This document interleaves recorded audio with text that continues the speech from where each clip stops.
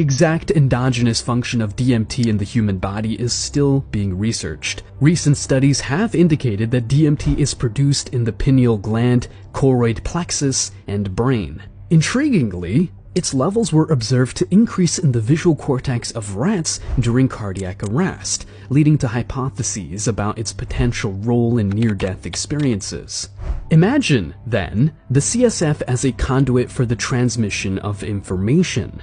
When a substance like melatonin or DMT is released into the CSF, it can quickly disperse the signal throughout various parts of the brain and spine simultaneously.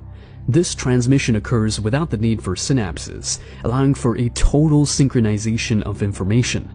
This process can involve not just molecules like melatonin or DMT, but also growth factors crucial for brain development or health, or even frequencies and vibrations that contribute to our felt sense of connection to a greater source energy. It is my hypothesis that the biological occurrence of a Kundalini awakening is the rising of sacred energy from the sacrum to the head through the cerebrospinal fluid. Let's take a look at this closer. The Kundalini in yogic theory is a primal energy located at the base of the spine. Some say residing in the sacrum, like a sleeping serpent waiting to be awakened. From yogic practice, Kundalini is awakened and physically moves up a central canal, the Sushumna, to reach the third eye and subsequently the crown chakra for awakening to occur. Could the CSF be a transporter for this primal energy? Well, let's take a look at some of the anatomy. The sacrum is a large triangular bone at the base of the spine. The origin of the word comes from the Latin os sacrum, which means sacred bone. The end of the spinal cord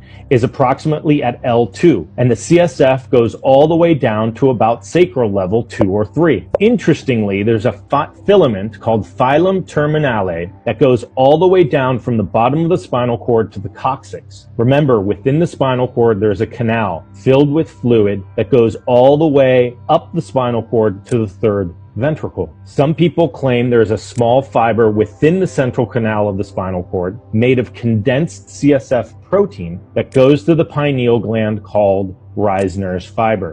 Swami Vivekananda, a revered yogi and teacher, offers profound insights into the yogic understanding of the human body.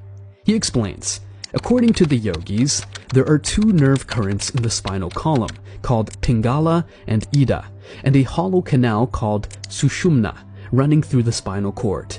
At the lower end of the hollow canal is what the yogis call the lotus of the Kundalini. They describe it as triangular in form, in which, in the symbolic language of the yogis, there is a power called the Kundalini coiled up.